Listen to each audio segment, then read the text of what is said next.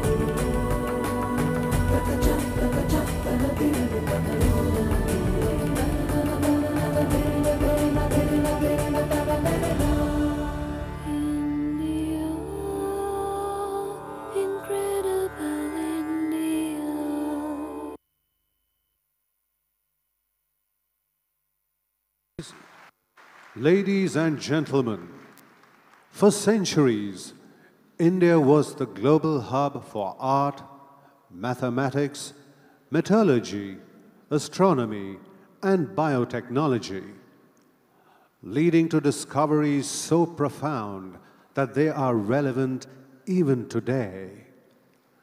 This ancient legacy of innovation is now resurgent and is being further augmented by the ambitions and entrepreneurial energy of 1.3 billion empowered citizens with a love for free enterprise, technology, unmatched skills, and an almost spiritual devotion to industriousness. This unique balance of ancient instincts and changing demographics is what makes India the perfect partner for doing business. Welcome to a land renowned for its immense knowledge, innovation, wisdom, and enterprise. Welcome to a land of great opportunities. Welcome to India.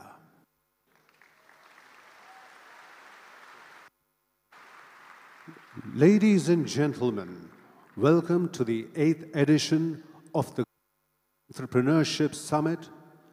In this year's GES, we are highlighting 4 sectors: health and life sciences, energy and infrastructure, financial technology, media and entertainment. Ladies and gentlemen, GES 2017 was preceded by numerous Road to GES events across the world. And here's a glimpse. Since 2010, the Global Entrepreneurship Summit has traveled across the world. In its 8th year, the GES comes to India, making it the first hosting nation in South Asia. This is going to be a melting pot of cultures, a confluence point for investors, for entrepreneurs. India is a proud host to GES 2017 with the theme Women First, Prosperity for All. This year's Global Entrepreneurship Summit, co-sponsored by the United States, has representatives of 148 countries and over 1,800 entrepreneurs from around the world in a country that truly believes in the power of entrepreneurship. India is one of the fastest growing economies in the world, and its government has fostered an environment where entrepreneurship thrives. मैं जब कहता हूँ startup India, तो मैं मान के चलता हूँ स्टैंड अप इंडिया। 5 लोगों को भी अगर मैं रोजगार देता हूँ, तो मेरा स्टार्टअप मेरे देश को आगे बढ़ाएगा। Leading up to the GES, Niti Aayog organized over 50 events in different cities of India, partnering with industry bodies, foundations, educational institutions, and corporates. The US government, too, carried out similar events across the world, fostering the spirit of entrepreneurship. Multiple pitching competitions, panel discussions, and citizen engagements were held to promote collaboration and problem solving.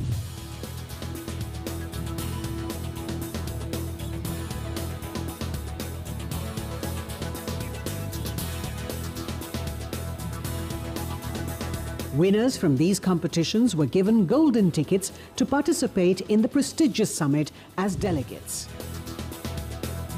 By connecting the best entrepreneurship minds with investors and startups across the globe, we look forward to setting the agenda for prosperity, cutting across nations and communities at the Global Entrepreneurship Summit 2017.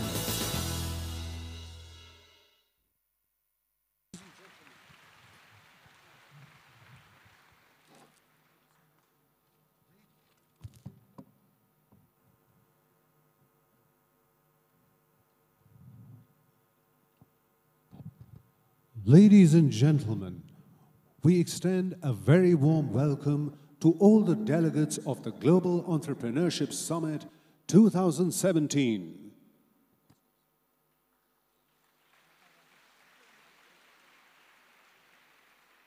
The journey of every entrepreneur begins with the dream, unshackling the mind and the spirit with a belief that something more is possible. A belief that gives birth to 1,000,000 ideas. But it takes just one innovation, one inspiration, an instinct that says, this is it. An idea comes to life, and an entrepreneur is born.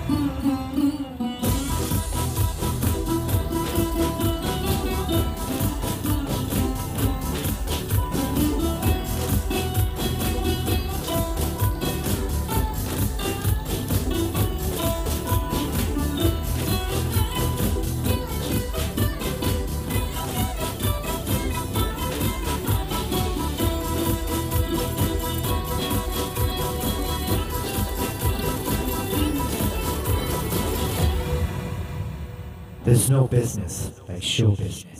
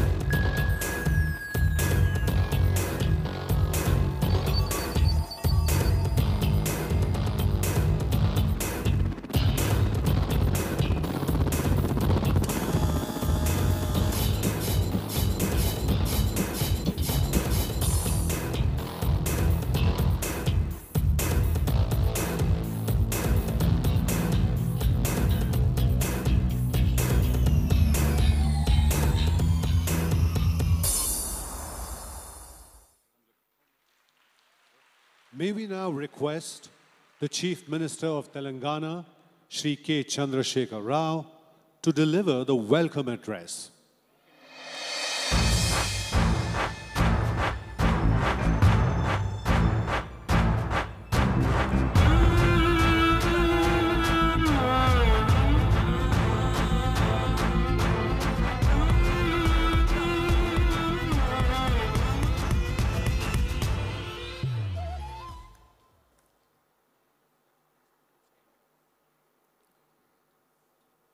Beloved Honorable Prime Minister, Sri Narendra Modi ji,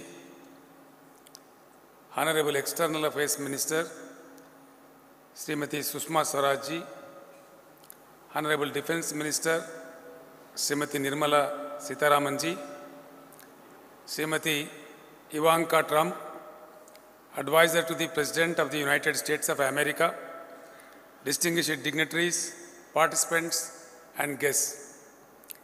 I am very happy to personally welcome you to our state of Telangana and to the historic city of Hyderabad.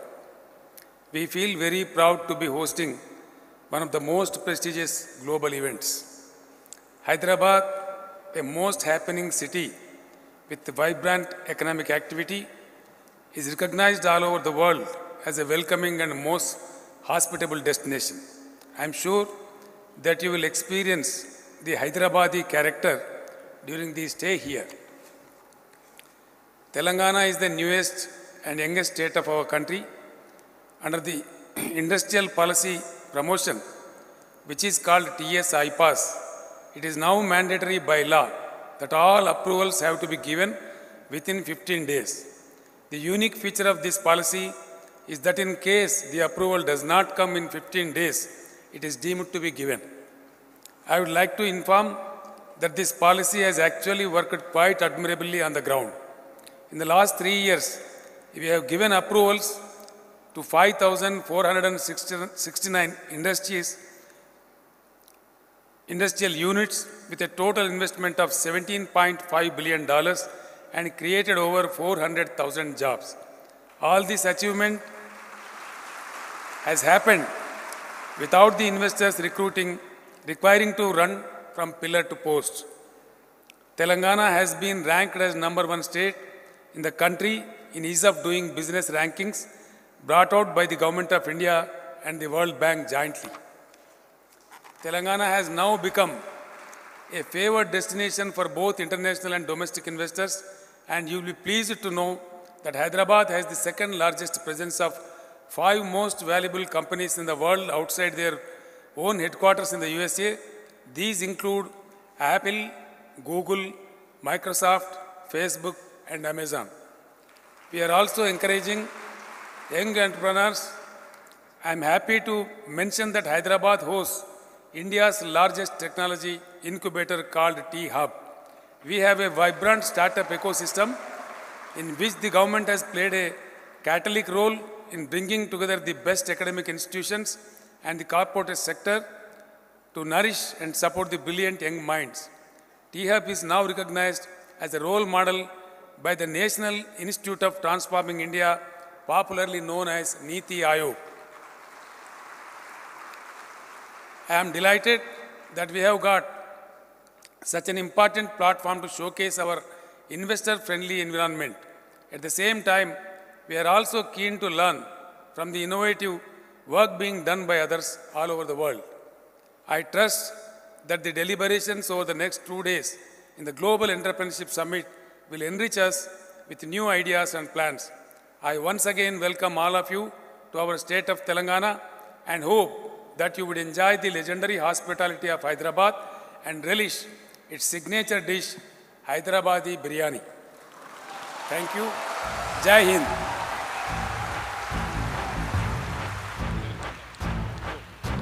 Thank you, Honorable Chief Minister.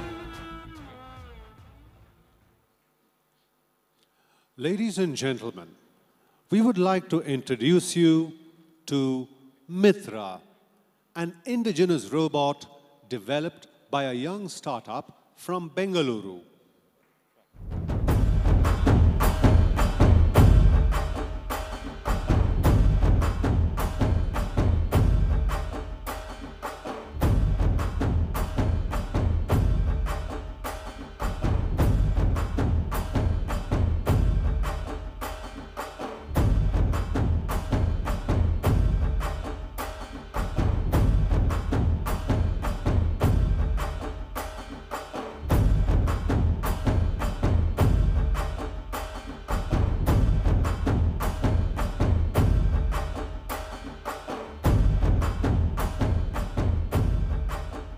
May we now request the Honorable Prime Minister Shri Narendra Modi and Ms. Ivanka Trump to initiate the logo launch for the Global Entrepreneurship Summit 2017. We request the Prime Minister to kindly press the Indian flag button on the screen. Welcome Shri Narendra Modi. May we now request Ms. Ivanka Trump to kindly press the US flag button on the screen.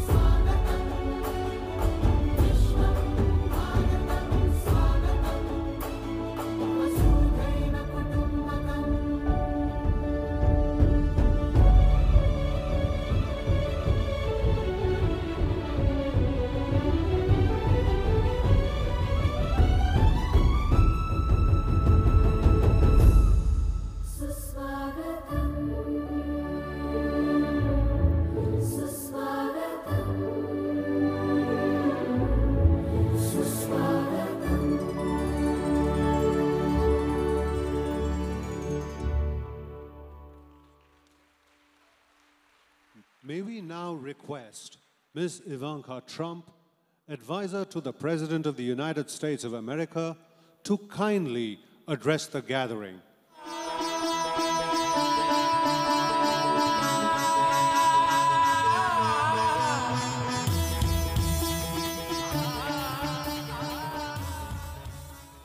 Hello, everyone. Thank you for all being here and for the incredibly warm welcome. On behalf of the United States and the 150 other countries represented in this room, thank you for hosting the Global Entrepreneurship Summit here in Hyderabad, a city that is quickly emerging as the innovation hub of India. And thank you, Prime Minister Modi, for joining us here today, and for all that you are doing to build India as a thriving economy, a beacon of democracy, and a symbol of hope to the world. What you are achieving here is truly extraordinary. From your childhood selling tea to your election as India's Prime Minister, you've proven that transformational change is possible.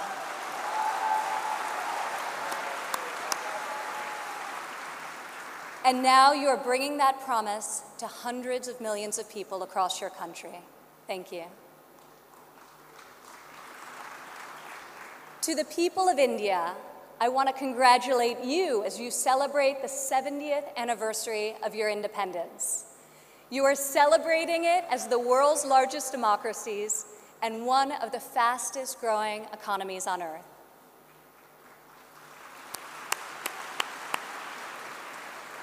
Through your own enterprise, entrepreneurship, and hard work, the people of India have lifted more than 130 million citizens out of poverty, a remarkable improvement and one I know will only continue to grow under the leadership of Prime Minister Modi. All of you are helping India's middle class reach its goal of nearly 500 million people by 2030. You have opened new universities across the country. Your doctors and scientists are discovering medical cures and life-saving technologies. Your engineers and your architects have built modern wonders that grace your skies. And Indian spacecraft have traveled to the moon and to Mars. The people of India inspire us all.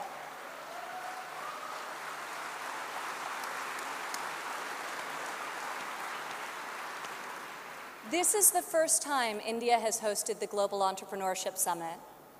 It is a symbol of the strength and friendship between our two people and the growing economic and security partnership between our two nations. As President Trump said earlier this year, India has a true friend in the White House.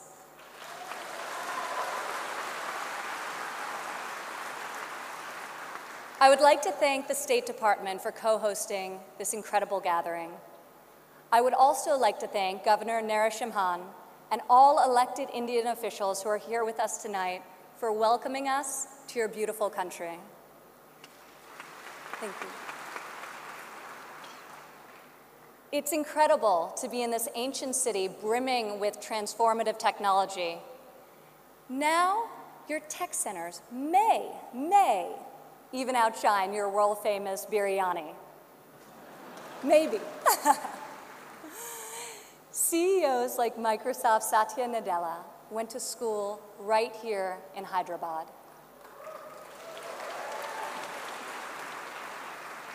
Just a few kilometers away, T-Hub's brand new facility is set to open next year and will become the largest incubator in Asia. In this city of pearls, the greatest treasure is you, the dreamers, the innovators, entrepreneurs, and leaders who never give up, never abandon your aspirations, and always strive for a better tomorrow. Today, we come together to celebrate what is happening here in India, what is happening in the United States and all over the world. Entrepreneurs are revolutionizing our economies and improving our societies. You are rewriting the rules. You have the inspiration and drive to serve our communities through the projects you start and the businesses you build. You have the grit, the perseverance, and the will to succeed. Each of you started with an idea. You've worked long days and nights to code the next robot, create the next app, find the next cure, and discover the next breakthrough to improve the lives of millions of people. Some may have tried to convince you that the risks are too great, the rewards too small. But you are here today because you are not afraid to fail. You want to own your future. So I want to congratulate you on all that you have already accomplished.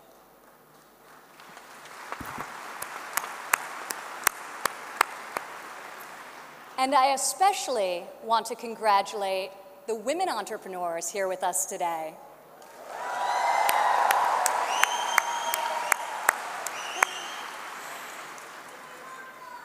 Thank you. This year's summit is focused on a theme that is key to our future: women first, prosperity for all. I'm proud to say that for the first time ever, women make up the majority of the 1,500 entrepreneurs selected to attend this summit. I see all of you out there. Only when women are empowered to thrive will our families, our economies, and our societies reach their fullest potential. As a former entrepreneur, employer, and executive in a male-dominated industry, I've seen firsthand that all too often, women must do more than their male counterparts to prove themselves at work, while also disproportionately caring for their families at home. After my father's election, I saw an opportunity to leave my businesses for the privilege of serving our country and empowering all Americans to succeed. Our administration is advancing policies that enable women to pursue their careers and care for their families, policies that improve workforce development and skills training, and policies that lift government barriers and fuel entrepreneurship so that Americans can turn their dreams into their incredible legacies. In the last decade, women have made remarkable strides in starting new businesses. Globally, between 2014 and 2016, entrepreneurship activity amongst women has increased by 10%. In the United States, within the last decade, the number of women-owned firms has grown by 45%. Even more promising, minority women have started nearly 8 in 10 new woman-owned businesses.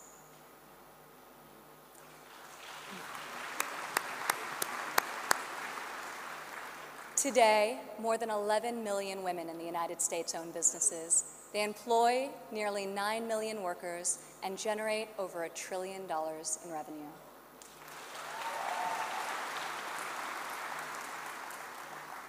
Many women become entrepreneurs and job creators out of necessity. Some weren't given the flexibility they needed at work to care for their families. Others lacked professional sponsors or weren't given a fair shot at a promotion. Instead, women, like the many here today, are charting their own courses and achieving incredible feats. Fueling the growth of women-led businesses isn't simply good for society, it's good for our economy. One study estimates that closing the gender entrepreneurship gap worldwide could grow our global GDP by as much as 2%. The woman in this room can lead the way in closing that gap and ushering in a new era of greater prosperity.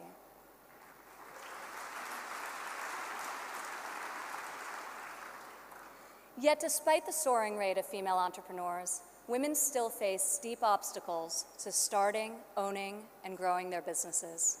We must ensure women entrepreneurs have access to capital, access to networks and mentors, and access to equitable laws. In developing countries, 70% of women-owned small and medium-sized businesses are denied access to capital. The result has been a nearly $300 billion annual credit deficit for women entrepreneurs in the developing world. In the United States, a Harvard Business Review report found that investors ask men questions about their potential for gains, whereas they ask women questions about their potential for loss. This could in part explain why women entrepreneurs received less than 3% of venture capital funding in 2016. We are working hard to reverse this trend. The U.S. Small Business Administration, for example, increased lending to women by over $500 million this year alone.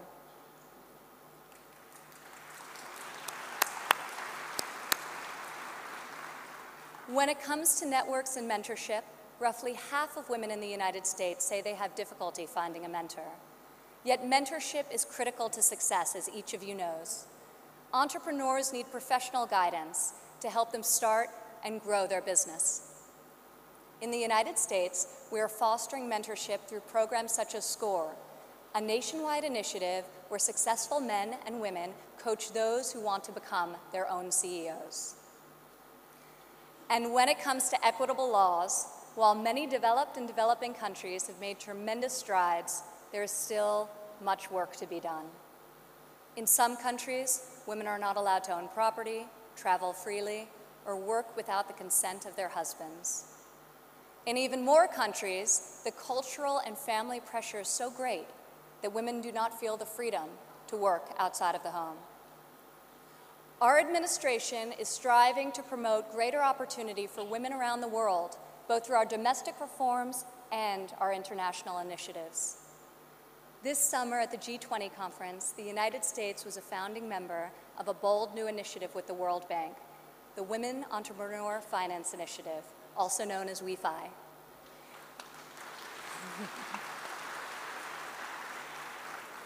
This facility provides access to capital, networks, and mentorship for women in developing countries. WeFi is the first facility to support women entrepreneurs at this scale, and we anticipate it will be able to leverage in excess of $1 billion in public and private financing.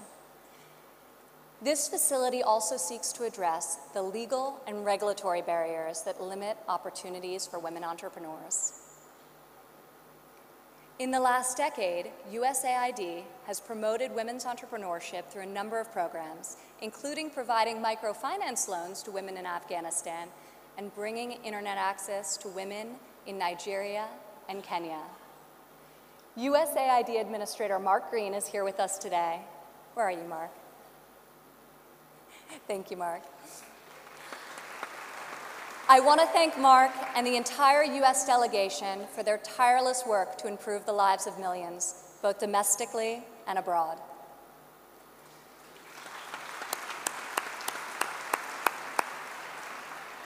Further, as each and every one of you can attest, this summit is yet another powerful example of a U.S. initiative that connects entrepreneurs around the world with investors who believe in your mission and will champion your success.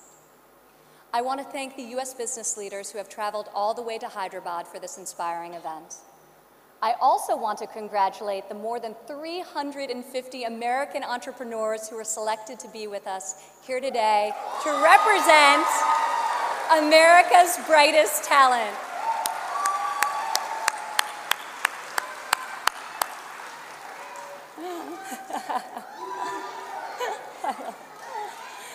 I think I found your section.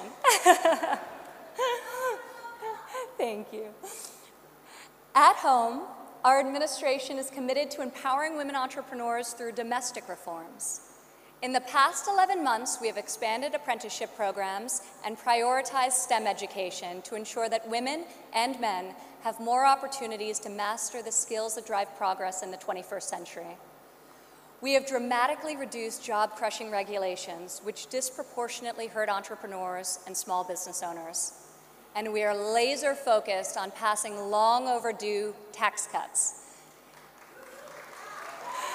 This will provide much-needed relief to working families and to businesses of all sizes. Also this year, for the first time ever, the President's budget included a proposal to establish a nationwide program for paid family leave. We are committed to supporting women and men who work both inside and outside of the home.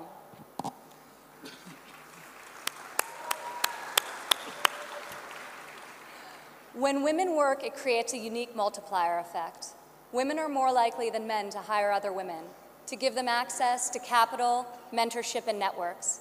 Women are also more likely to reinvest their income back into their families and their communities. Here in India, I want to applaud Prime Minister Modi for his firm belief that the progress of humanity is incomplete without the empowerment of women.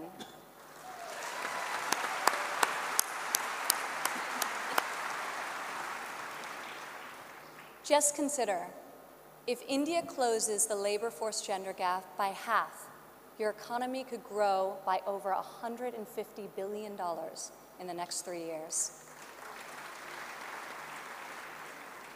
As we kick off this 3-day summit, I encourage everyone here to come together, learn from each other, and find new ways to lift barriers in our society so that women are free to innovate, empowered to succeed, and able to leave our children a brighter future. As we strive for change, we must never forget that the best hope for our future is far greater than any single government policy. The source of our success is found in the spirit, the drive, and the talent of our people.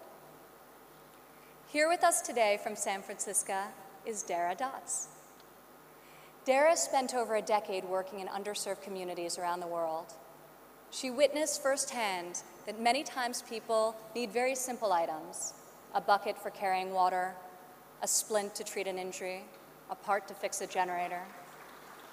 Dara co-founded Field Ready to provide life-saving supplies through 3D printing. Today, Dara's company responds to disasters all over the world and delivers humanitarian aid with cutting-edge technology. Through her innovative solutions, Dara is saving lives and bringing hope to thousands of communities. Thank you, Dara. Please stand up, Dara.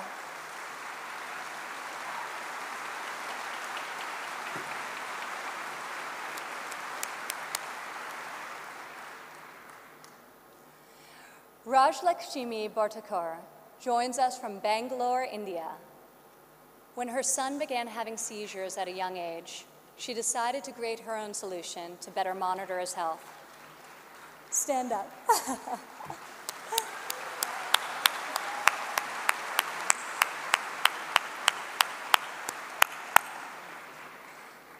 She invented a smart glove that predicts, manages, and detects different diseases and disorders using artificial intelligence.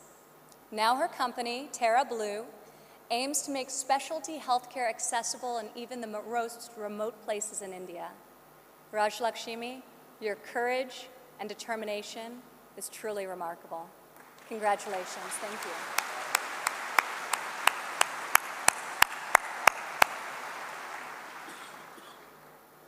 Also here with us today is Rayan Karmalova from Azerbaijan.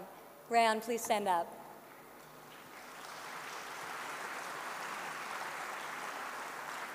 You all won't believe this, but Rayan is just 15 years old. But that has not stopped her from founding a company that harvests energy from rainwater.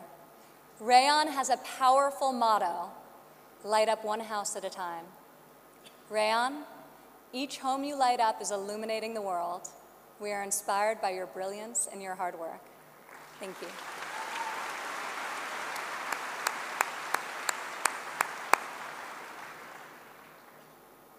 These women represent the vision, the ambition, the grit of every entrepreneur here today.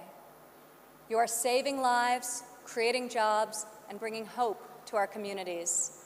You are transforming our societies one business and one customer at a time.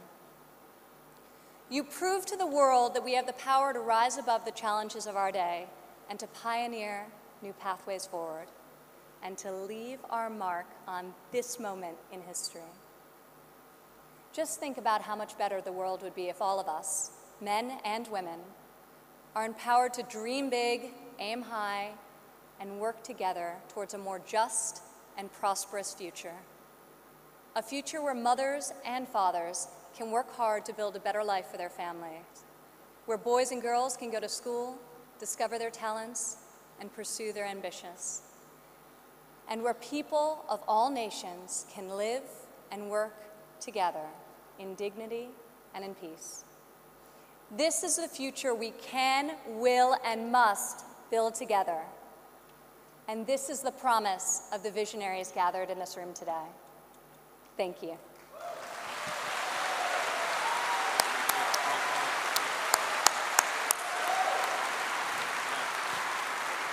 Thank you, Ms. Ivanka Trump.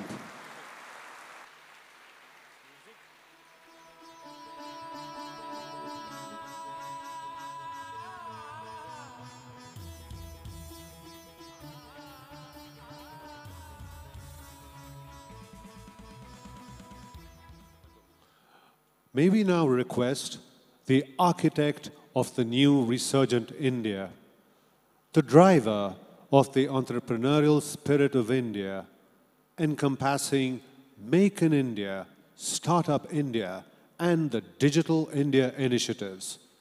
Ladies and gentlemen, join us in welcoming the Honorable Prime Minister Shri Narendra Modi to deliver his inaugural address.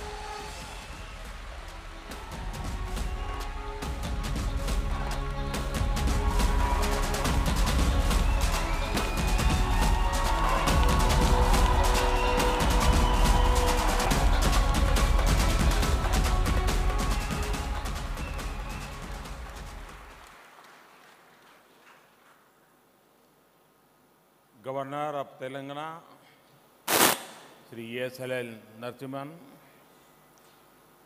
Advisor to US President, Ms. Ivanka Trump,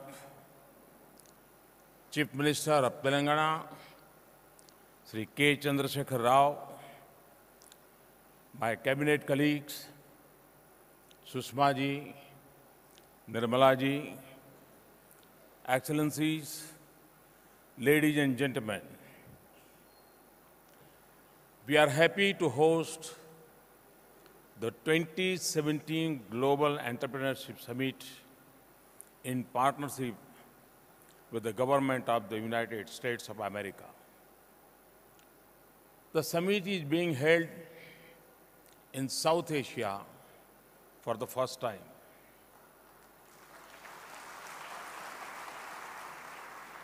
It brings together leading investors, entrepreneurs, academicians, think tanks, and other stakeholders to propel the global entrepreneurship ecosystem. The event not only connects the Silicon Valley with Hyderabad, but also showcases the close ties between the United States of America and India.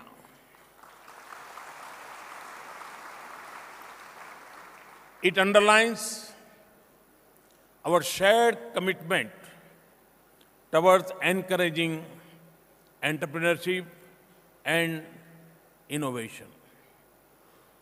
The topics picked for this year's summit include healthcare and life science, digital economy and financial technology, energy and infrastructure, and media and entertainment.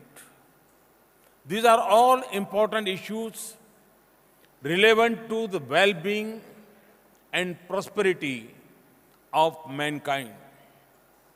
The theme, Women First, Prosperity for All, makes this edition of GES stand out. In Indian mythology, woman is an incarnation of Shakti, the goddess of power.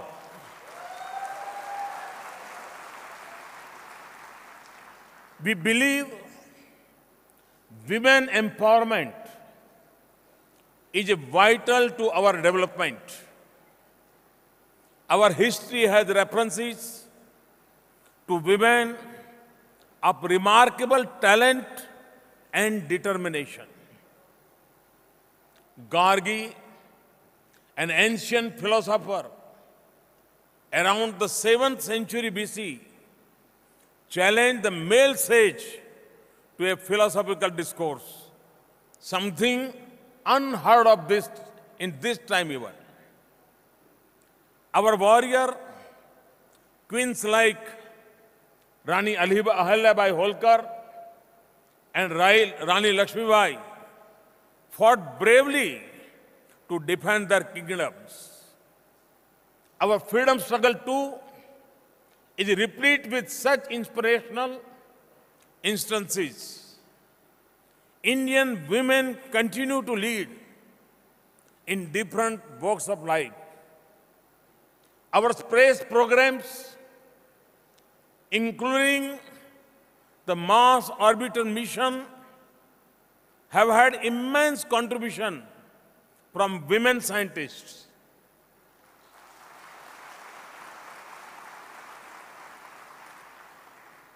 Kalpana Chawla and Sunita Williams, both of Indian origin, have been part of US space missions.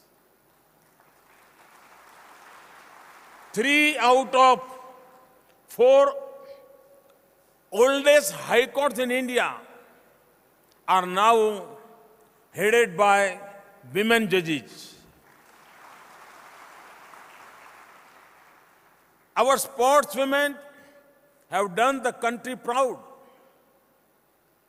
This very city of Hyderabad is home to Saina Nehwal,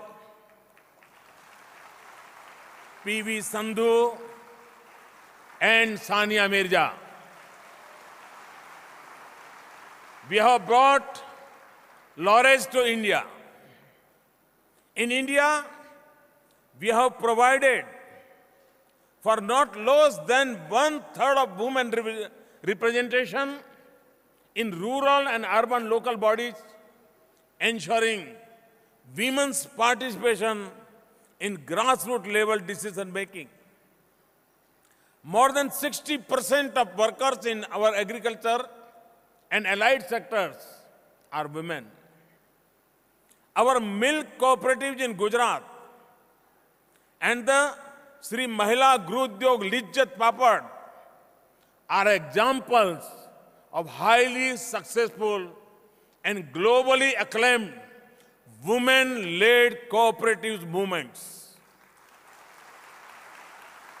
Friends, here at the GES, more than 50% delegates are women.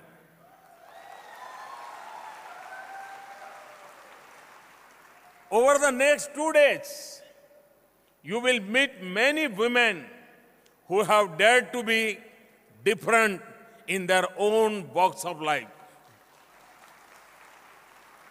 They now inspire a new generation of women entrepreneurs. I hope the deliberations in the summit would focus on how women entrepreneurship can be further supported. Ladies and gentlemen, India has been incubator for innovations and entrepreneurship over the ages. The ancient Indian treatise, Charak Samhita, introduced the world to Ayurveda. Yoga is another ancient Indian innovation.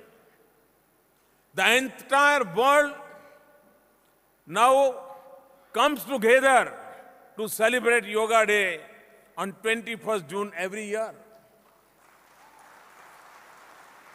Many entrepreneurs are involved in promoting yoga, spirituality, and traditional Ayurvedic products.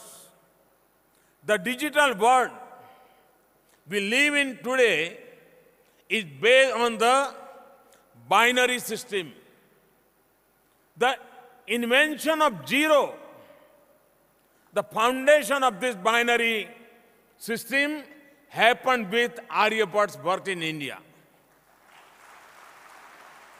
Similarly, many nuances of modern-day economic policy, taxation system, and public finance policies are outlined in our ancient treatise Arthashastra by Kautilya.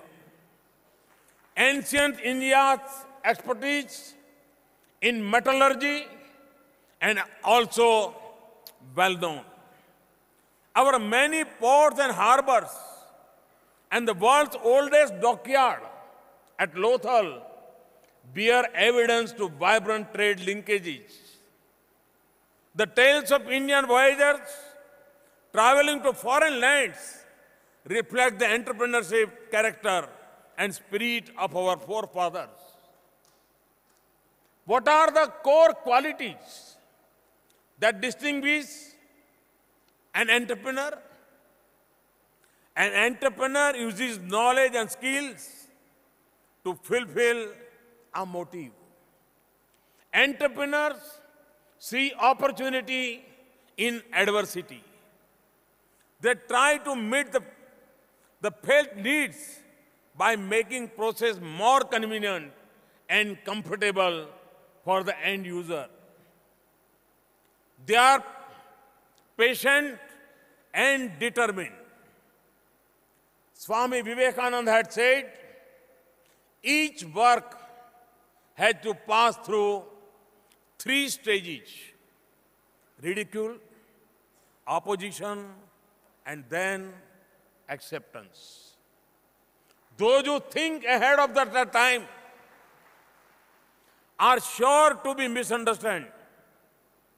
Most entrepreneurs would be familiar with this. The power to think differently and ahead of the time for the betterment of mankind is what sets entrepreneurs apart. I see that power in India's young generation today. I see 800 million potential entrepreneurs who can work towards making the world a better place. The number of smartphone users in India is projected to grow to over 500 million by 2018. This offers immense potential for the growth of any venture in terms of outreach and job creation. Our Startup India program is a comprehensive action plan to foster entrepreneurship and promote innovation. It aims to minimize the regulatory burden and provide support to startups.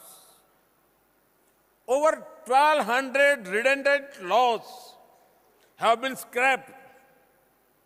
87 rules for foreign direct investment have been eased in 21 sectors, and several government processes have been taken online.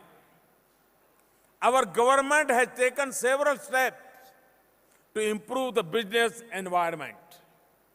The jump in India's ranking in the World Bank's Ease of Doing Business report from 142 to 100 in 3 years is a result of this initiative.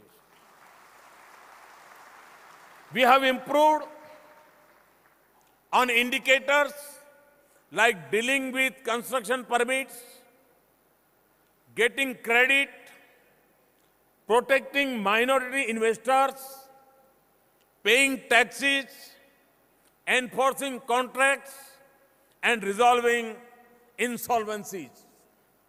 The process is yet not complete. This is an area where we are not satisfied with 100th rank. We would strive towards 50th rank. We have launched the Mudra scheme to provide easy finance of up to 1 billion rupees to entrepreneurs. Since its launch in 2015, over 90 million loans worth 4.28 trillion rupees have been sanctioned. Of these, more than 70 million loans have been sanctioned to women entrepreneurs.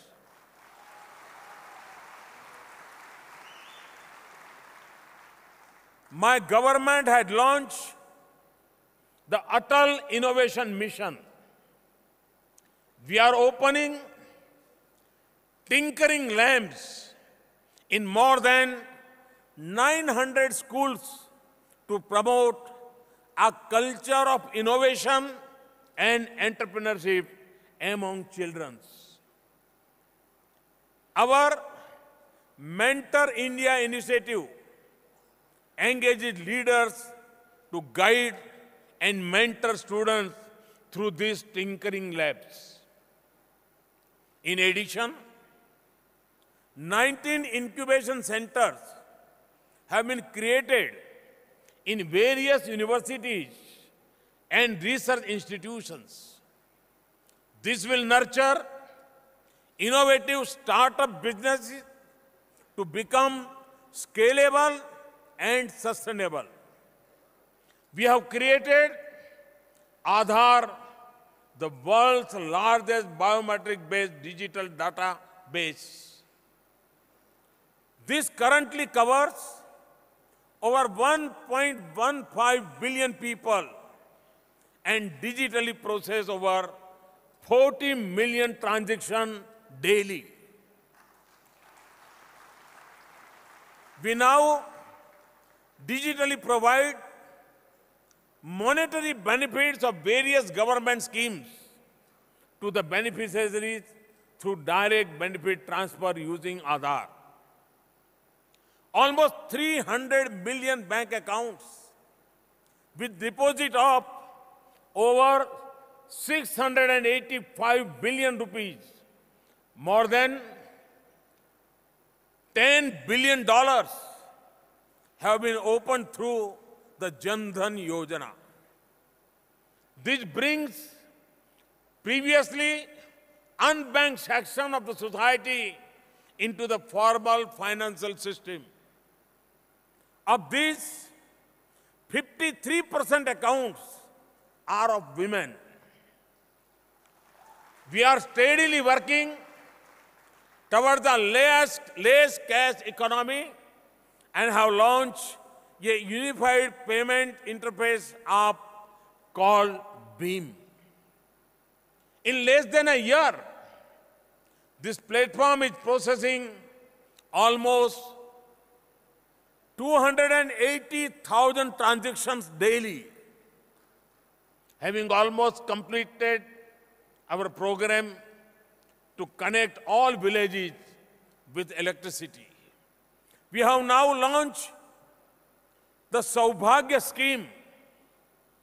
This will provide electricity connection to all families by December 2018. We have launched a program to provide high-speed broadband internet to all rural areas by March 2019.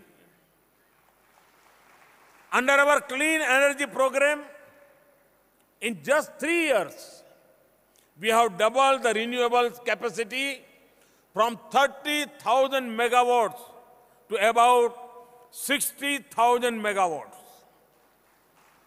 Solar energy generation has increased over 80% in the last year. We are working on developing a national gas grid. A comprehensive national energy policy is also in the pipeline. Our Swachh Bharat mission to improve sanitation and cleanliness and the rural and urban housing missions underline our commitment toward dignity of life. Our infrastructure and connectivity programs like Sagar Mala and Bharat Mala offer entrepreneurs many business opportunities for investment. Our recent World Food India initiative help us engage with entrepreneurs in the food processing industry and agriculture-based sectors. My government understands that an environment of transparent policies and a rule of law providing a level playing field are necessary for entrepreneurship to flourish. A historic overhaul of the taxation system has been recently undertaken, bringing in the goods and services tax across the country. Our insolvency and bankruptcy code, introduced in 2016, is a step towards ensuring timely resolution for stressed ventures. We have recently improved this further, preventing willful defaulters from bidding for stressed assets. Tough measures have been adopted to tackle the parallel economy, check tax evasion, and control black money. Our efforts have been recognized by Moody's recent upgrade of India's government bond ratings. This upgrade comes after gap of almost 14 years. India has improved from its rank from 54 in 2014 to 35 in 2016 on the World Bank Logistic Performance Index. This signifies the relative ease and efficiency with each product can be moved into and from a country. An investment-friendly environment needs to be stable from the macroeconomic perspective. We have succeeded in containing the fiscal and current account deficits and curbing inflation. Our foreign reserves have crossed $400 billion and we continue to attract large foreign capital flows. To my young entrepreneur friends from India, I would like to say, each of you has something valuable to contribute towards creating a new India by 2022. You are vehicles of change and instruments of India's transformation. To my entrepreneur friends from across the globe, I would like to say, come, make in India, invest in India, for India and for the world.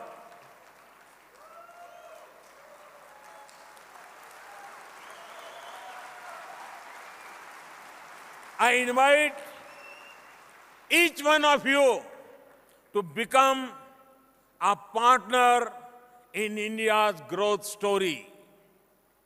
And once again, I assure you of our wholehearted support.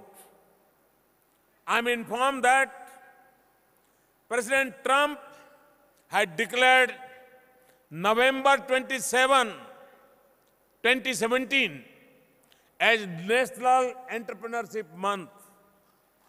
America has also observed National Entrepreneurs Day on November 21st. This summit will certainly resonate with those themes. Let me conclude by wishing you fruitful, engaging, and rewarding deliberations at this summit. Thank you. Thank you very much. Thank you, Honorable Prime Minister of India, for your inspirational address. Thank you.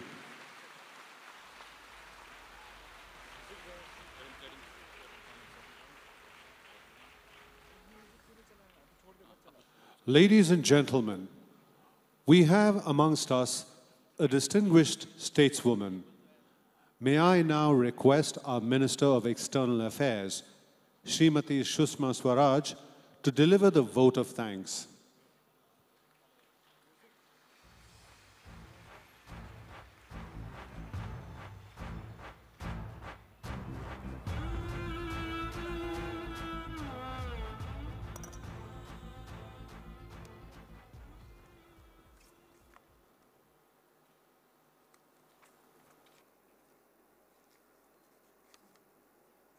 Namaskar. Good evening.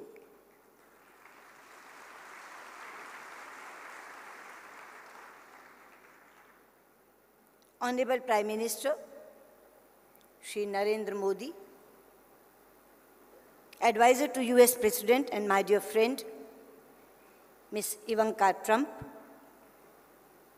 Chief Minister of Telangana, Shri K. Chandrasekhar Rao, my esteemed colleague, Srimati Nirmala Sitharaman, distinguished dignitaries and enthusiastic participants. I'm delighted to have this opportunity to participate in the inaugural session of the Global Entrepreneurship Summit 2017 and propose a vote of thanks on behalf of the Government of India. Friends, India is a land of entrepreneurs, and the US is a nation that is identified with the spirit of enterprise. The relations between our two countries have developed into a strategic partnership of global significance. It is therefore eminently appropriate that our two countries have come together to co-host this Global Entrepreneurship Summit. The focus of this summit is on women entrepreneurship.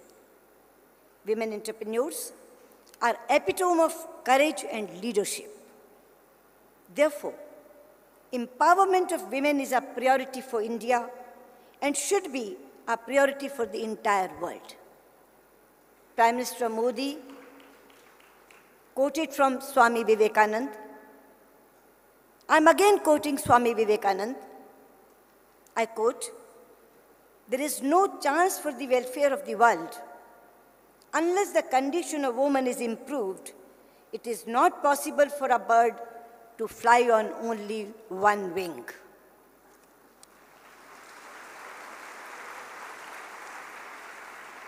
I would like to thank Prime Minister Modi for his leadership and guidance, as well as for outlining his vision to this global audience.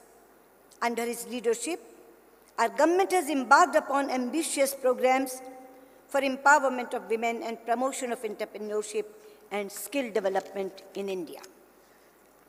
We seek to do this not only for our 1.25 billion strong population, but also for our partners in line with our mantra of Sabka Saath, Sabka Vikas, that means together we shall prosper.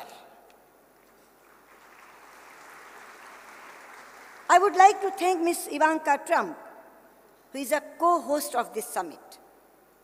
She represents the energy and spirit of an entrepreneur that characterizes the youth of today. She is a passionate advocate of education and empowerment of women and girls. Her keen interest in these issues has helped shape the agenda for this summit. I'm sure her presence will inspire women entrepreneurs from India and across the world. We appreciate the efforts of the Government of the United States and its leadership in promoting entrepreneurship globally. We deeply value the strong desire of President Trump to further strengthen partnership with India, which we fully share. I have no doubt that under the leadership of Prime Minister Modi and President Trump, India-US relations will scale new heights and contribute to global peace and prosperity. I would like to express our deep gratitude to the government and people of Telangana for hosting this summit. Hyderabad embodies the spirit of entrepreneurship. It is also, I'm Chinnamma of Telangana. Therefore, I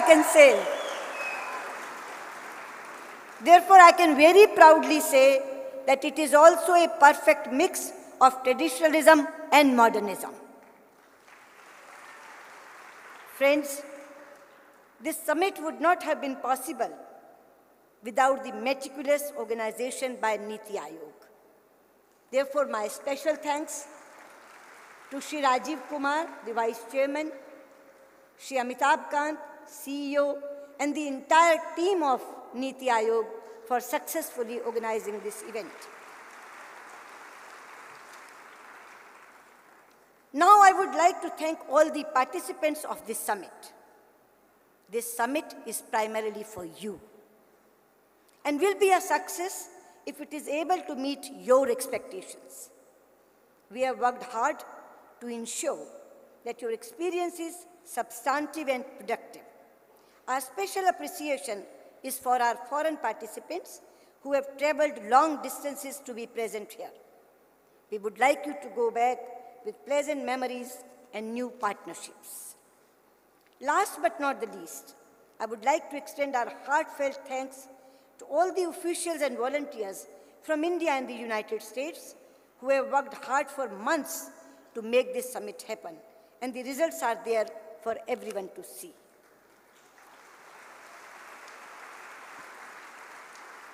Friends, we have begun the summit with a spectacular opening, and I wish you productive deliberations over the next 2 days.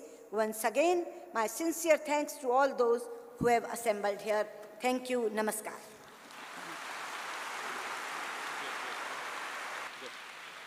Thank you, Honorable Minister.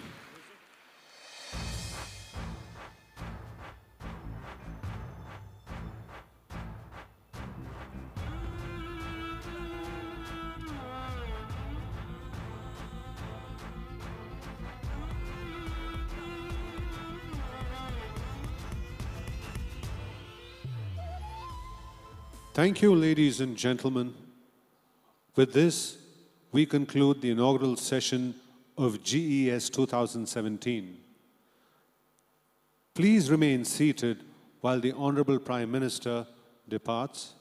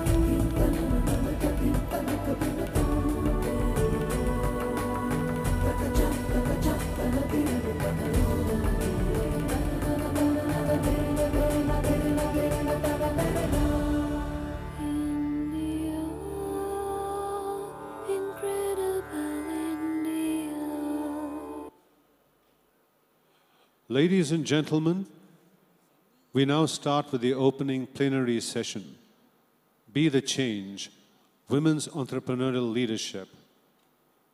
Ladies and gentlemen, please welcome John Chambers, Executive Chairman of Cisco.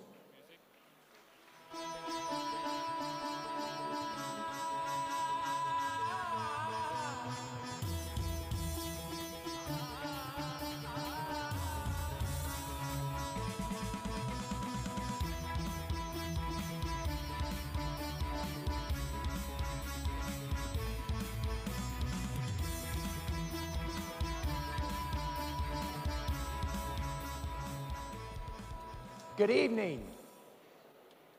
It's truly great for me to be back in a country that I love.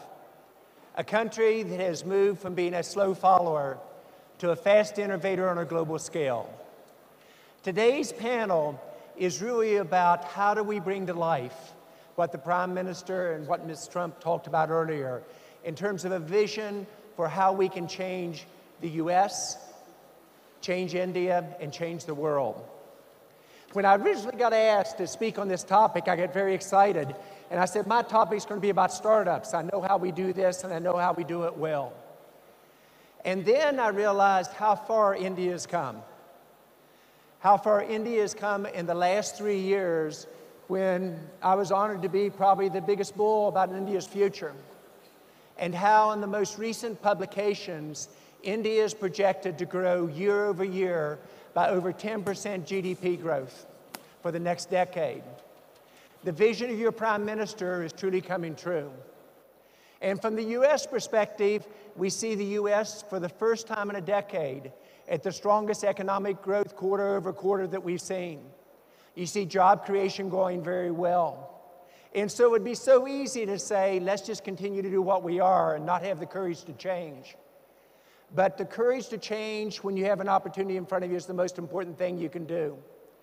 I originally thought startups would be the indication of future economic growth and employment. I was wrong. Gender equality can have the most economic benefit for the future of all the countries in this room. The math is amazing. The McKinsey report that I saw said $12 trillion by 2025. That's almost the economy of the US. And it said this would be divided, if you looked at the countries, between India at 700 billion, you look at the US at 3 trillion, Europe at 2 trillion, Africa and the Middle East at 1 trillion.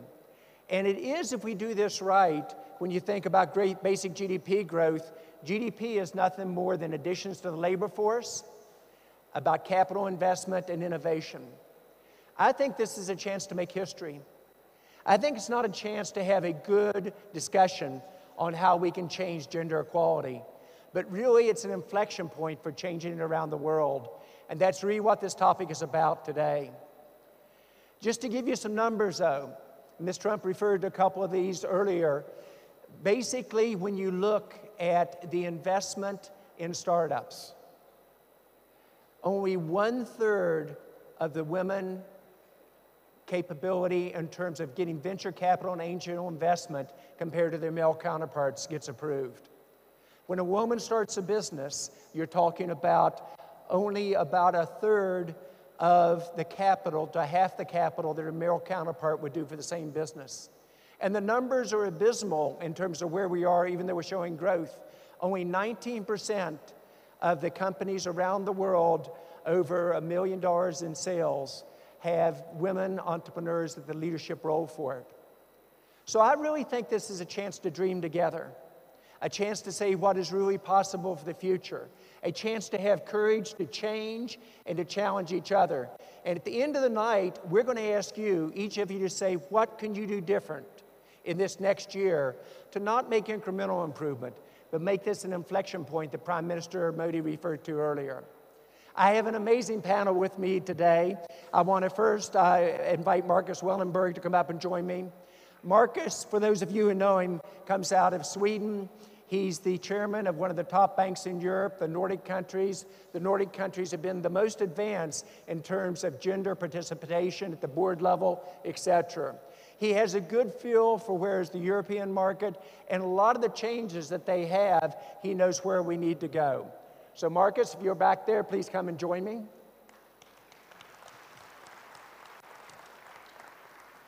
The second person to join me is a person that I know and care about very greatly.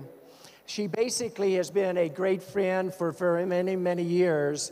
And Minister Nirmala Sitharaman, she, when I first met her, was WTO negotiator. She is a tough negotiator, but she also knows how to make things happen. As literally the Ministry of Commerce and Industry, she was responsible for Prime Minister Modi's programs to really drive through Startup India and Manufacture in India. She has an ability to instill confidence. She has an ability to bring people together, and now is one of the 5 top women defense ministers around the world. Madam Minister, if you please come and join us as well.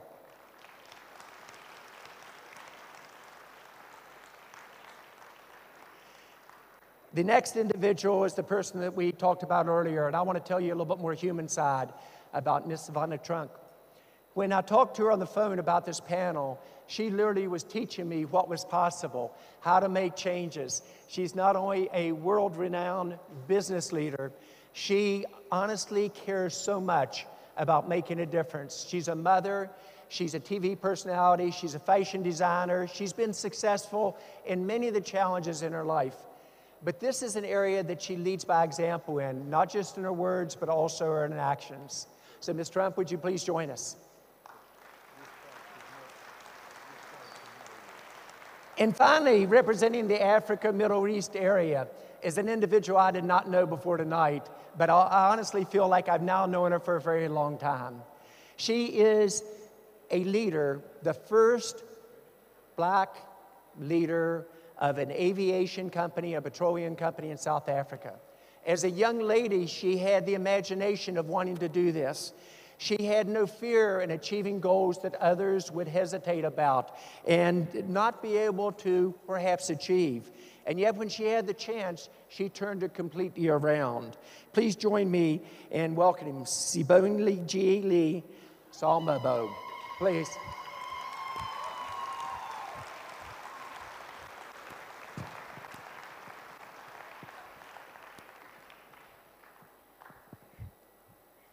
Thank you, my friend. Thank you, John. This will be fun. Thank you.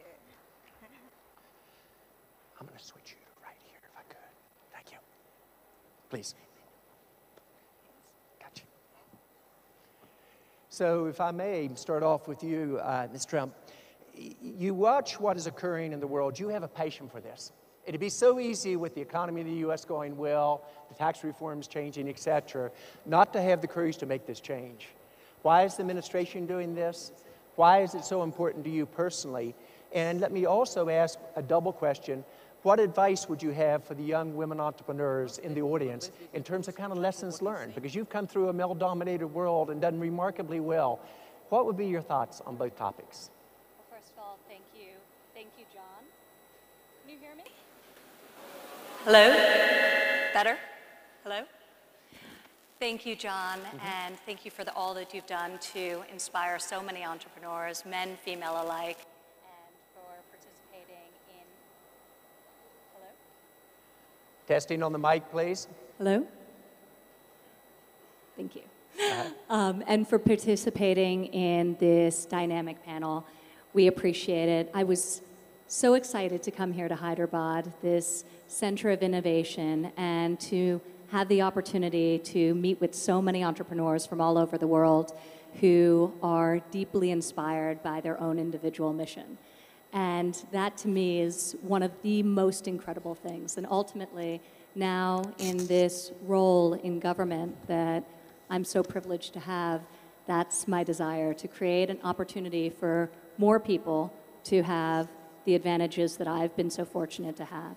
I talked about the unique challenges that face female entrepreneurs, the lack of adequate access to capital, to networks, to mentorship, and in some countries to equitable laws. These are challenges we can solve for by talking about the problems, by working together, by combining the thought leadership of those in the private sector and here in this room today with smart government policy that enables all of our country's citizens to thrive. So I am incredibly optimistic 11 months into my time in the Trump administration. I see firsthand how we're creating a climate to fuel the growth of business, to reduce barriers to new entrepreneurs who are thinking about whether or not they're going to engage. So you asked earlier about my advice. You just have to do it. You just have to do it. I think too often there's a myth that everyone who started a business was 100% sure and had 100% belief that that business would succeed. It's not true. Many people started businesses on the side while continuing their primary job until they got the confidence that it was going to work. Many waited for several years. Many pivoted out of their existing business into another. Many failed to come back again. So to those aspiring entrepreneurs who are in this audience today and are wondering if you have what it takes, if you are deeply passionate about the company you want to start, if you're deeply passionate about your vision to create change and to create a product or service that will better the world, just go do it. Just go do it. No time like the present. Minister Sitaranam, you have an amazing record in your country here in India of women being successful in politics, in business, and the arts. What is the magic here? If you look at your Security Council, 2 of the 4 of you are women. You look at many of your political leaders throughout the country and many of your business leaders, they are also women. Today at the T-Hub at IIT University, we saw 35 of the startups going on, over 40% of them are women.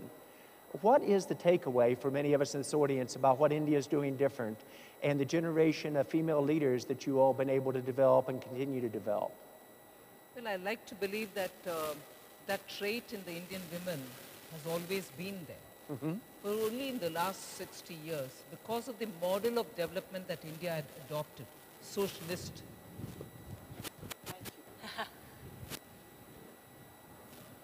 Only in the last 60 years, because of the model of development that India had adopted, there wasn't much of a chance for India to support or facilitate women who naturally had the instinct. And when I say entrepreneurial, it is not just doing business, but also getting into education, getting into that which is going to be a social catalyst. That kind of a work which women were very good at doing. The Prime Minister in his speech referred to the cooperative movement, which has been largely women-driven. So if you look at it, even while writing the Constitution of India, there were 15 women, and some of them coming from very, very deprived, socially denied sections. I'll take the name of one particular lady who's been a part of these 15 women, Dakshayani Velayudan. Came from a Dalit. The word Dalit is now global, you'll know about it. Came from a Dalit community, but rose to become a part of this large team of people who gave India its constitution. So it is possible. Only now the focus is very clearly to bring all women on board, whether they are going to be scientists. In fact, the Mars mission, the rocket which India launches, is dominated by a woman scientist, Tessie Thomas. Yes. So it is possible in India, but of course, because education access has not been very widely available, a lot of emphasis by the government is now being given to send all girls to school, give them the necessary facilities, ensure that they go into higher studies, and so on. The momentum which is being given by Prime Minister Modi for small loans to be given for women, because in India, I can say this from my own experience, when you want to start a business as a woman, and if you approach a bank, the first thing that you have to provide is security for the loan that you're taking.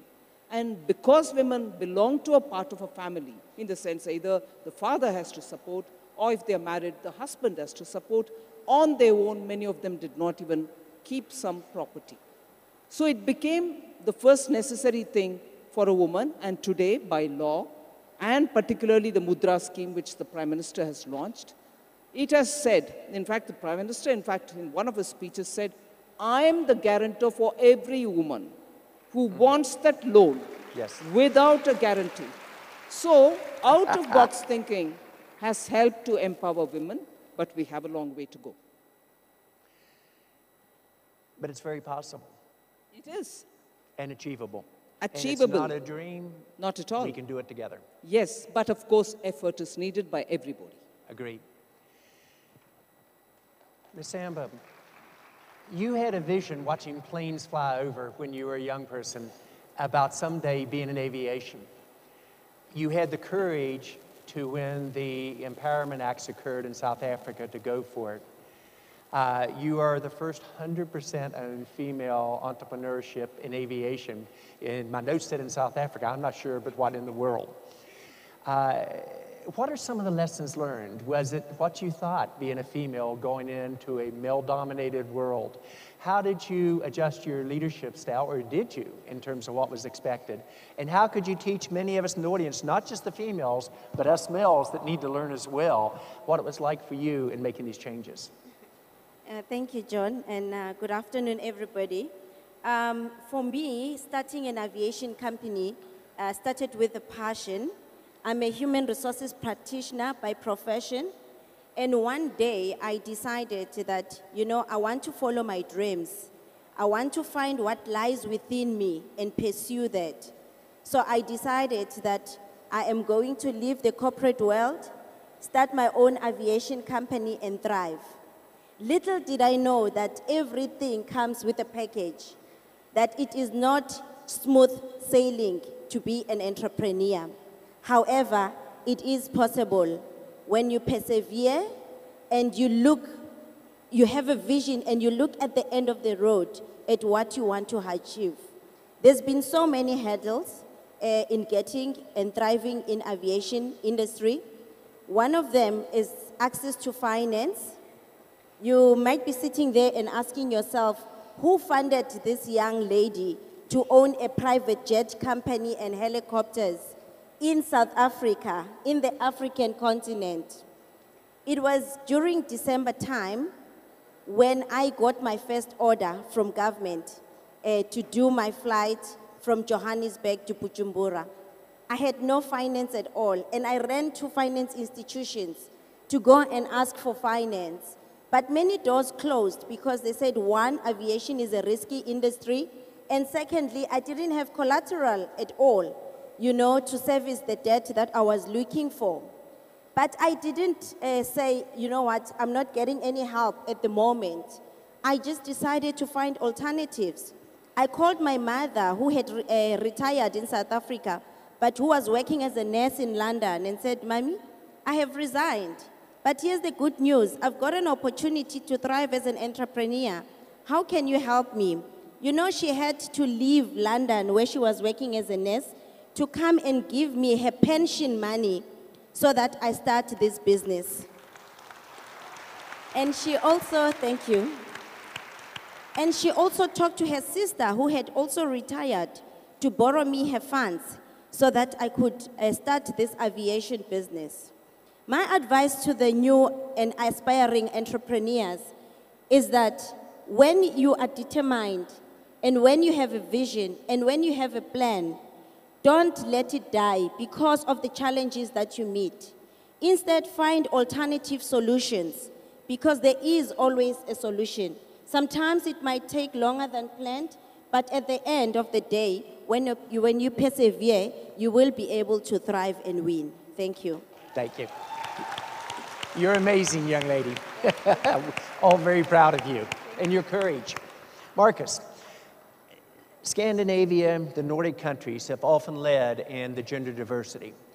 You're on 9 different boards. You led one board as chairman that you had a female CEO for 12 years. What causes the Nordics to be so progressive? What are some of the lessons learned? And a little bit your thoughts about mentoring top women entrepreneurs and how you go about it.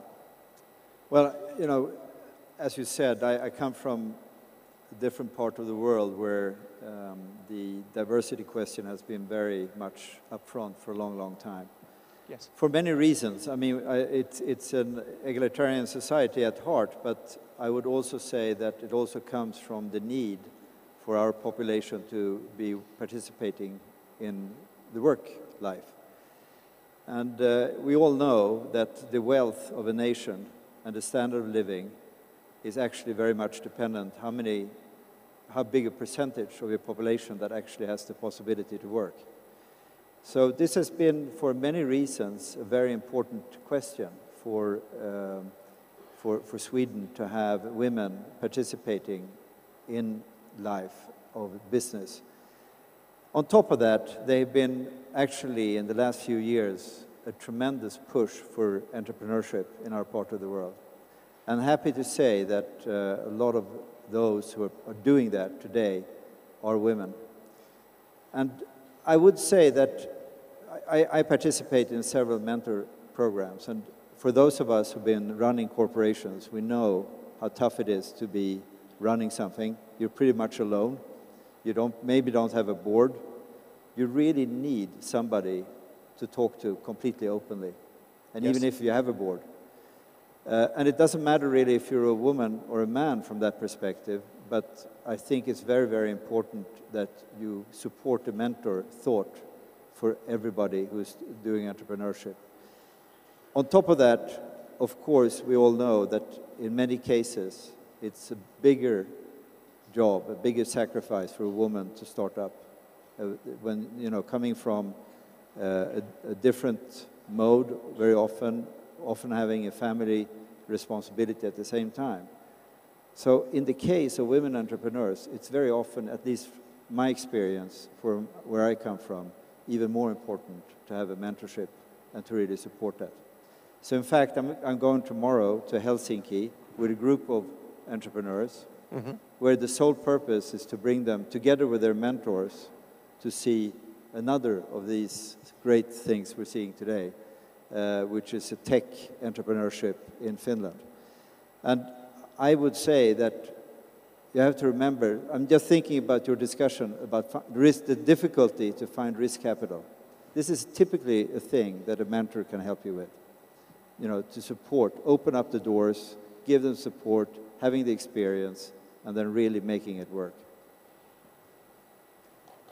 Agreed. I'll come back to a couple of those questions if we have time as well. Mr. Trump, when you look at the future of the U.S. and the world, technology, every company is going to become a technology company.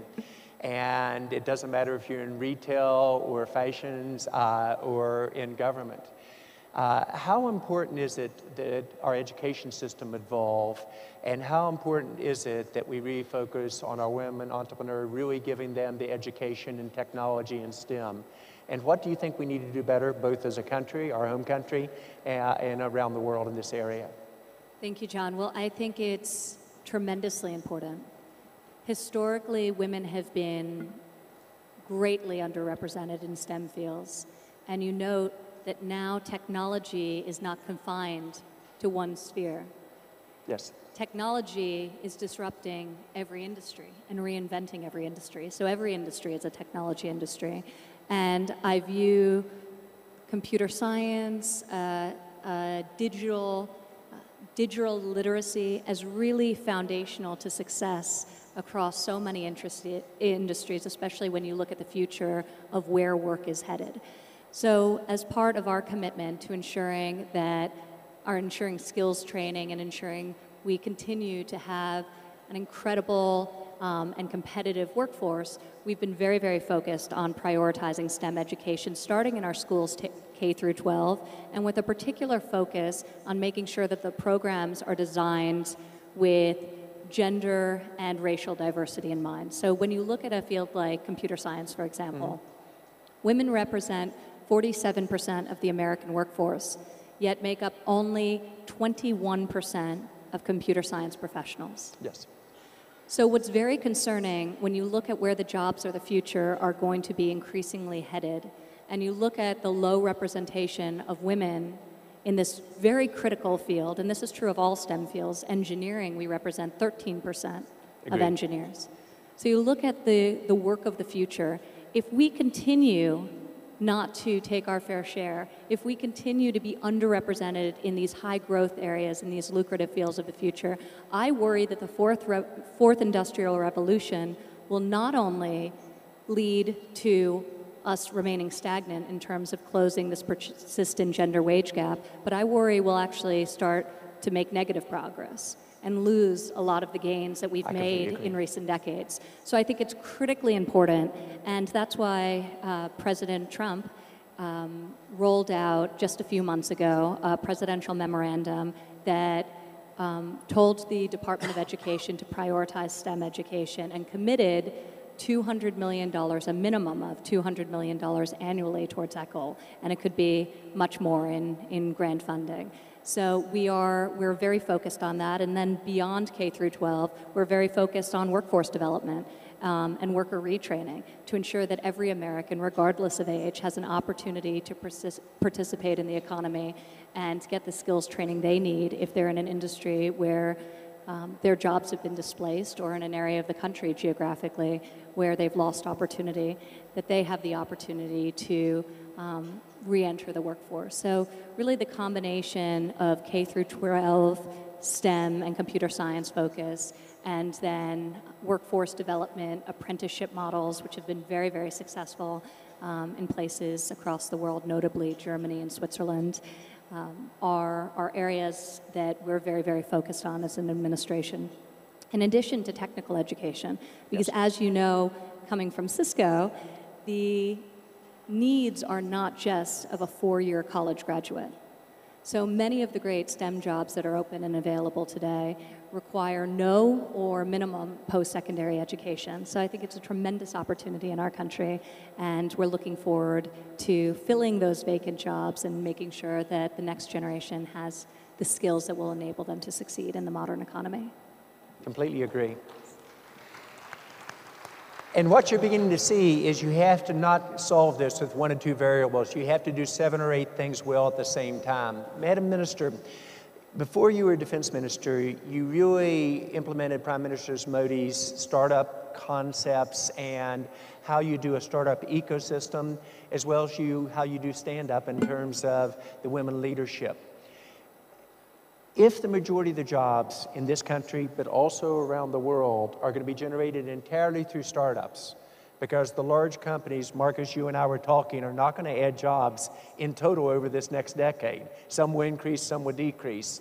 What were the lessons learned in both roles in terms of what the audience could learn about what we've done right in India, and what you think the challenges are to carry over this to it being a largely startup-generated gender equality as we move forward? It's interesting that you raised this point. Soon as this new government under Prime Minister Modi was formed, the Prime Minister's emphasis was, we have to encourage the young entrepreneurs. And the Startup Action Plan, about which he referred in his speech too, was launched.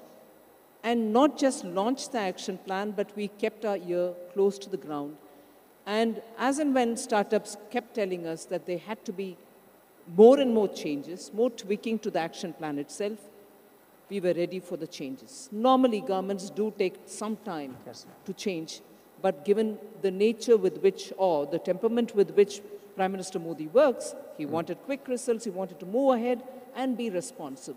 So the action plan was kept actually real time.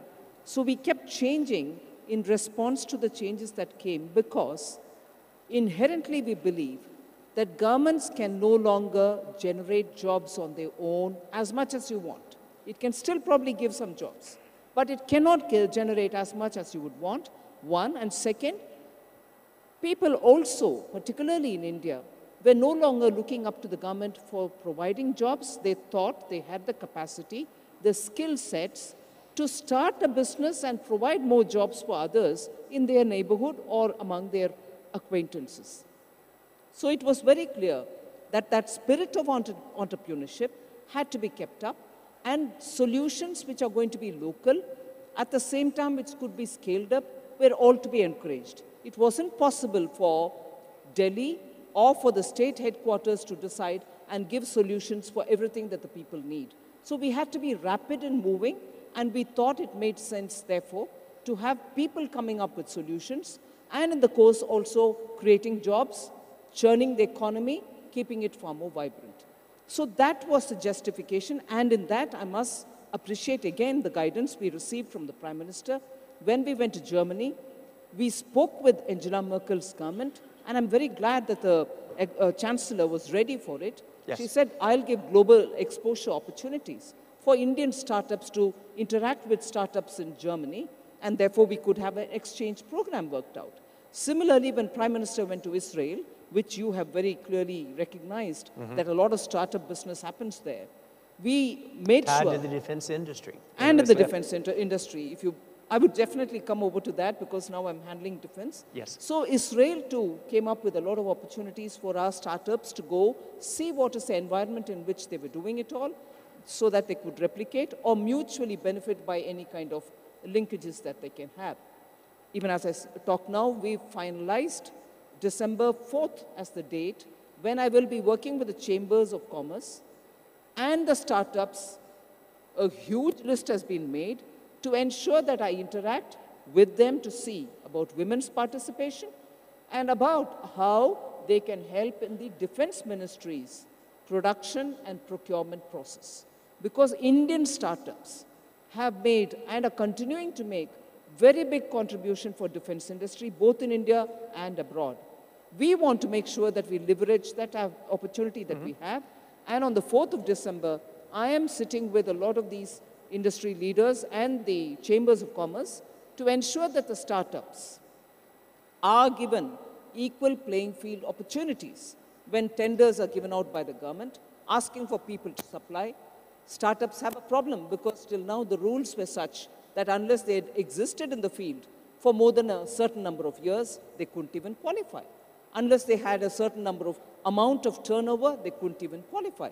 We are removing all these kind of rules which restrict the startups.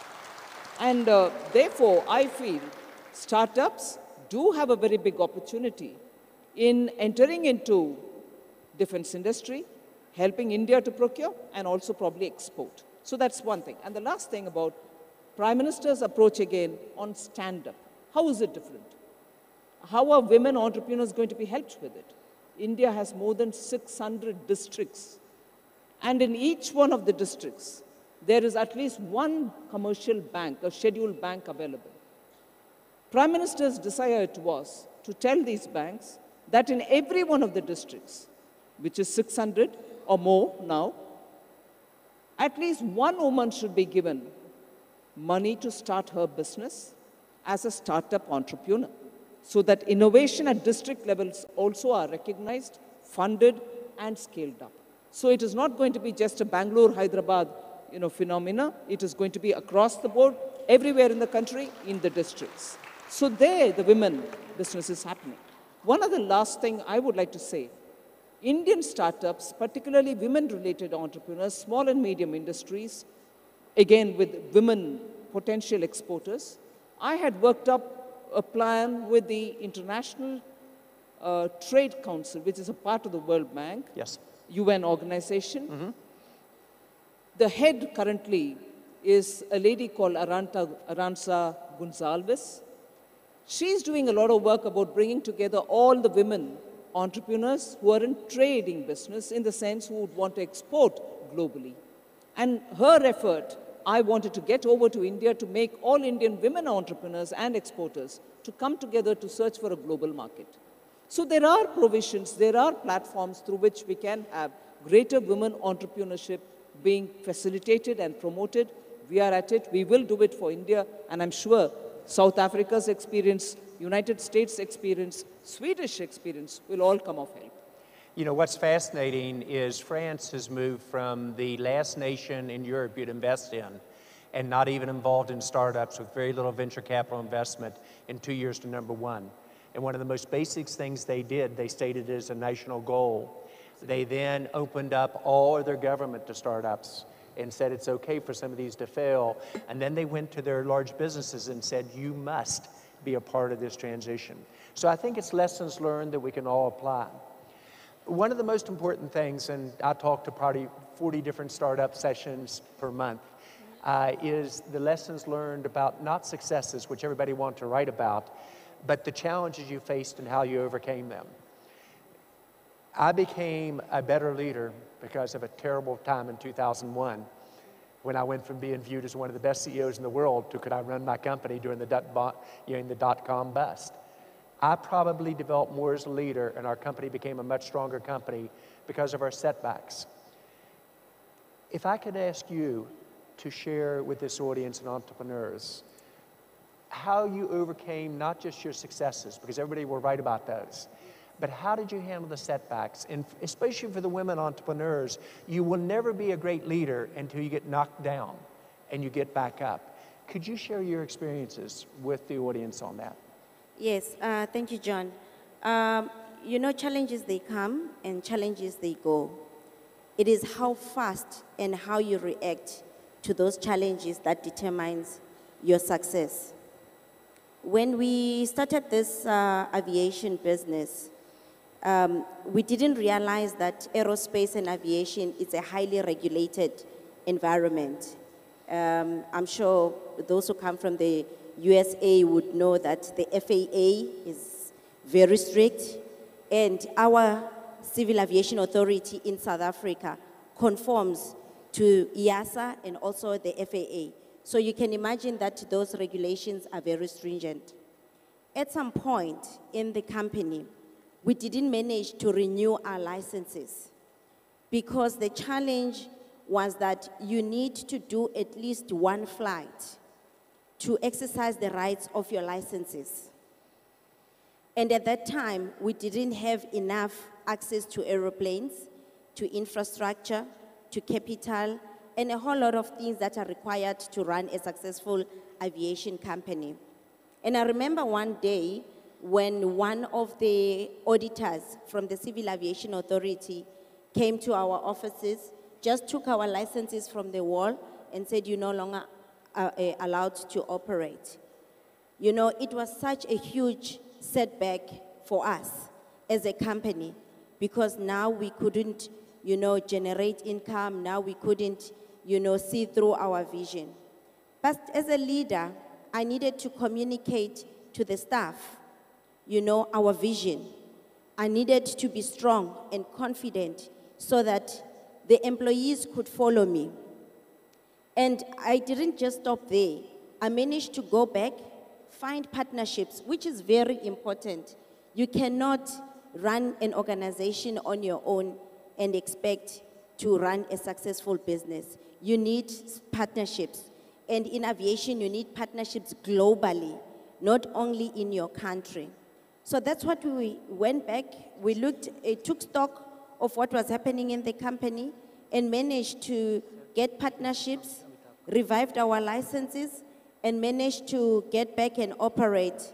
Now we are based at Lanseria International Airport, and I can assure you that we fly our customers safely all over the world. Thank you. Thank you. I started off by saying this could be an historic moment. It could be another conference where we talk about gradual improvement, or it could be one where we recognize, with all the changes going on around the world, from technology to leadership in common countries to the ability to make dreams come true, how much a difference we could make. As you leave tonight, I'd like for each of you to think what you can do to make a difference this next year. And I'm going to ask for each of the participants to share with the audience a call to action. Very often people don't care because nobody they admire asks them to care. Very often they don't do something because they think they cannot make a difference. Or third, if they do something, they won't see the results. And I'll commit to us that next year at GES, wherever it is in the world, we will share the results on the gender diversity equality that we've done. Marcus, what would be your call to action to the people in this room? I guess I stick to my gun. So I'll say that if I should challenge the participants here with one thing for next year, is that I really believe that entrepreneurs do really benefit from the support of an individual, a mentor, or somebody who's just helping out. So if I should ask for something from all of you here, is to make a goal to help one entrepreneur during the coming year to really support and make them good. Madam Minister, your thoughts, the challenge for the people in the room, your call to action. But I think the push has to come from women themselves, irrespective of the field in which they are. But at the same time, for every male and female entrepreneur, there should be a conscious attempt to help one more. And that itself will get a lot of women out. I think women's skills are underestimated by women themselves. They should come out and knock at every opportunity, knock at every door. There are opportunities, and only a sensitive government will have to be responding to it. Today in India, the environment prevails. Globally too, we can see a lot of interest. So women should come forward, and that itself is a major, big step. Thank you. Mrs. Sambo, your thoughts. What would be the call to action for the people in this room that you would like to challenge them on? Okay, thank you, John. I would like to challenge first my sisters from Africa. Can I ask all of you to stand? Let them see you. We didn't come all this way to waste time. We came here to network and to do business. You can see them, they are so colorful. So please find partners, here, I want to challenge each and every one of you here that make a difference in your businesses, in your corporation, in your corporates, and make sure that you mentor every young girl and young boy. I'm a mother of 2 boys, so I will not encourage only mentoring girls, but also mentoring young boys, because those are our leaders as well. Thank you very much. Ms. Trump, would you bring us home? Challenge the group and don't hesitate to really push us, especially the men. First of all, John, thank you. And I do want to say, not only have you moderated this panel beautifully, but you have inspired so many entrepreneurs, and we're grateful to have you here, and thank you for your tremendous contribution to the ecosystem of entrepreneurship in the United States, in India, and all over the world. In terms of my call to action, I'll echo what was just said about mentorship, because it's so critical and it's something that each of us can do. So our governments should help us lower barriers, create a climate that enables us to be competitive, regulatory relief, tax reform, all the things we discussed, access to capital. But each one of us can find in our communities, in our neighborhoods, another person who could benefit from our knowledge and who we could give knowledge to them, but they can also provide tremendous insight to us as well. One of the things I've really been impacted by wherever I go, whether it's throughout America or anywhere in the world, is the fact that most people will say that the guidance they got, the professional wisdom that somebody imparted upon them, was more valuable to them than even capital in the earliest days, because they avoided major pitfalls. And this is particularly challenging for women because there are less natural mentors. There's a smaller ecosystem of women, which is why the men in the room need to create opportunities for their female peers and create sponsorship opportunities, create networking and mentorship opportunities for them as well.